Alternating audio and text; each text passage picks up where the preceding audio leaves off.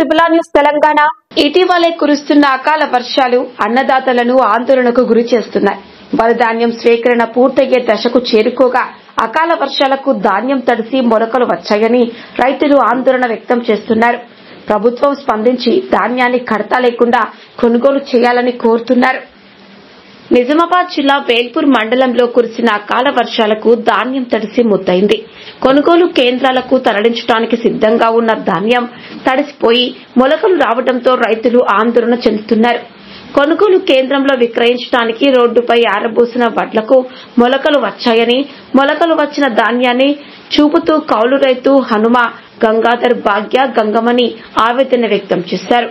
సందర్భంగా కౌలు రైతు హనుమ గంగాధర్ మాట్లాడుతూ 16 ఈసాల పొలమును కౌలుకు తీసుకుని 6 బవళ్లు కష్టపడి పంట పండించగా విక్రయించడానికి సిద్దంగా ఉంచగా వరుసగా కురుస్తున్న అకాల వర్షానికి వరిధాన్యం తడిసి ముద్దైందని, మొలకలు రావడం జరిగిందని ప్రభుత్వం ఈ వరిధాన్యాన్ని ఎలాగైనా కొనుగోలు చేయాలని కోరుతున్నారు.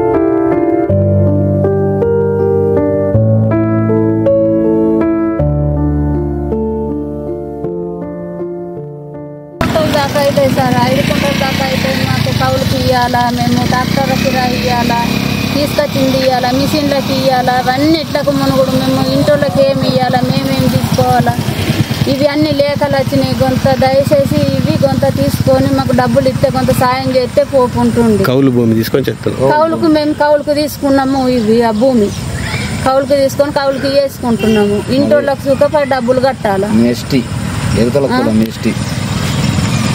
చెప్పు నీ పేరు. మాకు ఏ భూమి హనుమ గంగాధర్, ఏ భూమి లేదు, ఏ జాగా లేదు. మాకు ఖాళీ ఏదో కుటుంబం చేసుకుంటాం. మేము చేసేలాకంటే వర్షాలు వచ్చి అయినాయి. మాకు వర్షాలు వచ్చినా వాళ్ళకి ఇవ్వకుంటే తప్పది.